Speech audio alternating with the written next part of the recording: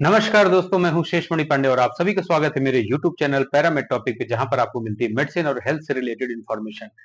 इस वीडियो में आज हम जानेंगे एजिथ्राल टैबलेट के बारे में। हम जानेंगे कि इस टैबलेट को कैसे यूज करते हैं, इसका डोज कितना लेना चाहिए, कितने दिन तक लेना चाहिए, इस टैबलेट को किन लोगों को नहीं देना चाहिए और इसको लेने के समय क्या-क्या सावधानियां रखनी चाहिए, क्या-क्या साइड इफेक्ट्स हो सकते हैं, यह दवा कैसे काम करती है और एजिथ्राल के अलावा और कौन-कौन से ऐसे ब्रांड हैं जो आप आसानी से ले सकते हैं। रिक्वेस्ट है कि अगर आपने अभी तक मेरे चैनल को सब्सक्राइब नहीं किया हो तो चैनल को सब्सक्राइब करके बेल आइकॉन भी दबा दें ताकि आपको सबसे पहले नोटिफिकेशन मिल सके। तो चलिए हम वीडियो में आगे बढ़ते हैं।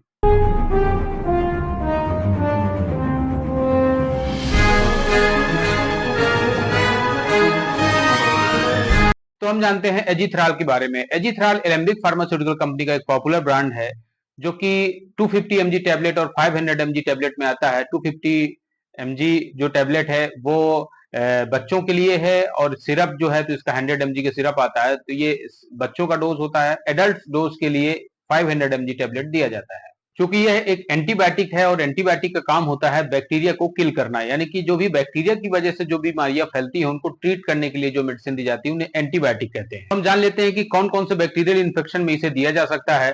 तो ये मोस्ट कॉमनली जो यूज होती है वो रेस्पिरेटरी ट्रैक्ट इन्फेक्शन में सबसे ज्यादा उपयोग किया जाता है, जो कि बच्चों से लेकर बड़ों तक में आमतौर पर भी लगभग कोई ना कोई इसको यूज करता ही है। सबसे ज्यादा वेदर चेंज होता है तब यूज करते हैं। तो रेस्पिरेटरी ट्रैक्ट इन्फेक्शन में जो बीमारियां होती हैं, जैसे कि बैक्टीरियल इन्फेक्शन के चलते आपको अगर सोर थ्रोट हो गया है या फिर टॉन्सिलाइटिस है, फेरेंजाइटिस है या फिर ब्रोंकाइटिस है, खांसी आ रही बहुत ज्यादा, सर्दी जुकाम भी उसके चलते हो रहा है, उस कारण से निमोनिया भी अगर डेवलप हो रहा है तो ऐसे इन्फेक्शन में इसको उपयोग किया जाता है।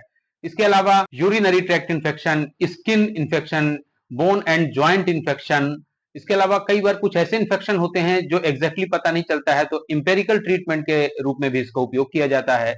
कई बार ये टाइफाइड फीवर में एक को प्रिस्क्रिप्शन के रूप में दिया जाता है। हमारे ब्रेन की जो झिल्ली होती है, मेम्ब्रेन होती है, उसमें होने वाला एक इन्फेक्शन होता है जिसे हम मेनिंजाइटिस कहते हैं। ये ऐसी सीरियस इन्फेक्शन में भी इस टेबलेट का उपयोग किया जाता है। तो इसके डोज की अगर बात करें तो एडल्ट डोज जो कि 500 mg टेबलेट में आता है, जो कि वंस अ डे यानी कि दिन में एक बार लेना उपयुक्त रहता है इसके लिए। हालांकि 250 mg टेबलेट भी इसे दिन में 2 बार लिया जा सकता है, यानी कि एक दिन में 500 mg का इसका जो डोज होता है। इसकी टैबलेट की जो स्ट्रिप होती है वो 3 टैबलेट की स्ट्रिप या 5 टैबलेट की स्ट्रिप होती है। और यानी कि इसका मतलब ये हुआ कि इसका जो मिनिमम डोज है वो 3 डेज का है और मैक्सिमम डोज 5 डेज, 7 डेज या 10 डेज, या फिर डॉक्टर की कंडीशन देखने के बाद ही डिसाइड करते हैं कि आपको कौन सा इन्फेक्शन है। तो इन्फेक्शन पर भी डिपेंड करता है कि आपको कितने दिन तक इसका डोज लेना चाहिए। इसका मिनिमम डोज 3 डेज कम से कम लेना चाहिए। बहुत ही रेयर केस में कुछ इन्फेक्शन में इसको वंस अ डे एक टैबलेट ही दिया जाता है। तो यहाँ पर हम एक कॉमन इन्फेक्शन के बारे में बात कर रहे हैं, तो जो normally 3 days to 5 to 10 days इसको लिया जाता है। एजिथ्रोमाइसिन टैबलेट की अगर प्राइस की बात करें तो इसकी जो पर टैबलेट की कॉस्ट पड़ती है वो लगभग 20 to 25 रुपीज के लगभग पड़ती है और लगभग सारे ब्रांड्स इसी रेंज में आते हैं।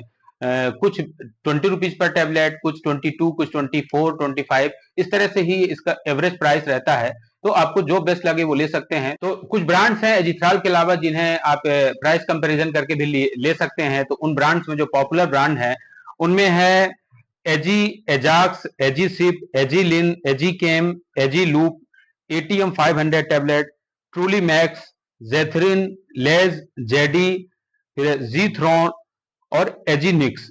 तो ये इन लगभग एवरेज प्राइस हमने देख लिया कि 20 से 25 रुपए पर टैबलेट, या स्ट्रिप की अगर बात करें 5 टैबलेट की 130 टू 150 रुपीज की स्ट्रिप पड़ती है। एजिथ्रोमाइसिन मैक्रोलाइड कैटेगरी की एक एंटीबायोटिक है जो कि एक ब्रॉड स्पेक्ट्रम एंटीबायोटिक है, मतलब ये काफी सारे बैक्टीरिया को कवर करती है, जैसे कि ग्राम पॉजिटिव बैक्टीरिया, ग्राम निगेटिव बैक्टीरिया। इसी कारण इसे इंपेरिकल ट्रीटमेंट में भी दिया जाता है और नॉर्मल जो इन्फेक्शन है उनमें तो देते ही हैं। तो ये बहुत अच्छा कवरेज देती है। तो बैक्टीरियल इन्फेक्शन के लिए बहुत ही बेस्ट मेडिसिन है ये, और ज्यादातर डॉक्टर इसको नॉर्मल इन्फेक्शन में यूज करते हैं। अब हम जान लेते हैं कि एजिथ्रोमाइसिन टैबलेट कैसे काम करती है। तो एजिथ्रोमाइसिन टैबलेट बैक्टीरिया की प्रोटीन सिंथेसिस को इनहिबिट करती है, जिसके कारण बैक्टीरिया का प्रोलिफरेशन रुक जाता है, क्योंकि उसकी जो वाइटल फंक्शन परफॉर्म करने के लिए आवश्यक जो प्रोटीन है वो नहीं मिल पाती है। इस वजह से धीरे धीरे बैक्टीरिया मर जाता है। और इसे लेने के लिए जैसा कि हमने डिस्कस किया मिनिमम 3 डेज टू 5 डेज इसको नॉर्मल इन्फेक्शन में लिया जाता है। एजिथ्रोमाइसिन टैबलेट को फूड के साथ कोई डायरेक्ट इंटरेक्शन नहीं है, यानी कि इसे आप खाने के पहले या खाने के बाद ले सकते हैं। बेस्ट रहता है कि अगर आप इसे खाने के 1 घंटे बाद लें तो ये ज्यादा अच्छा एक्शन देती है। खाली पेट लेने पर हो सकता है कुछ साइड इफेक्ट्स आपको देखने को मिले, जैसे कि गैस्ट्राइटिस, पेट में जलन होना, और इसके पूरे साइड इफेक्ट्स हम देखते हैं क्या क्या कॉमन साइड इफेक्ट्स हो सकते हैं। एजिथ्रोमाइसिन एक एंटीबायोटिक है और एंटीबायोटिक के कुछ ना कुछ कॉमन साइड इफेक्ट्स होते हैं, जैसे कि डायरिया, एब्डोमिनल क्रैम्प, गैस्ट्राइटिस, या कई बार पेट में मरोड़ आना, नोजिया, वोमिटिंग, हेडेक होना, डिजीनेस होना, एनोरेक्सिया यानी भूख न लगना। तो ये साइड इफेक्ट्स बहुत ही कॉमन साइड इफेक्ट्स होते हैं और इन साइड इफेक्ट्स के चलते दवा को बंद नहीं करना चाहिए। ये दवा खत्म होने के बाद अपने आप ठीक हो जाते हैं। लेकिन अगर बहुत ज्यादा कोई एलर्जिक रिएक्शन हो रही है या ऐसे अनडिजायरेबल आपको साइड इफेक्ट्स फील हो रहे हैं, उस कंडीशन में आपको डॉक्टर से सलाह लेने की आवश्यकता होती है।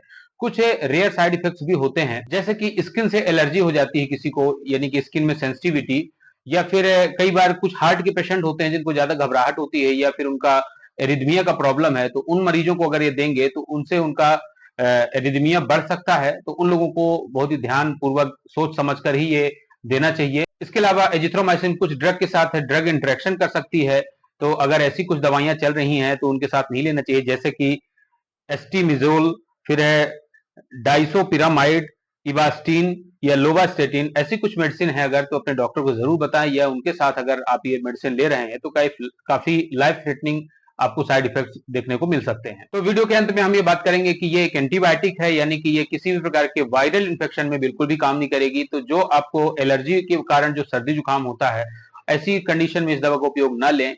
ये केवल और केवल बैक्टीरियल इन्फेक्शन के द्वारा होने वाली बीमारियों को ठीक करने के लिए काम में ली जाती है, क्योंकि अगर आप बिना वजह एंटीबायोटिक का सहारा लेंगे तो आपको धीरे धीरे रेजिस्टेंस डेवलप हो सकता है और कुछ समय बाद आपको एंटीबायोटिक काम करना बंद कर देगी। दूसरी बात, एंटीबायोटिक एजिथ्रोमाइसिन है, यानी कि इसे आप डॉक्टर की प्रिस्क्रिप्शन पर ही लें, डॉक्टर से सलाह लेकर ही इसका उपयोग करें।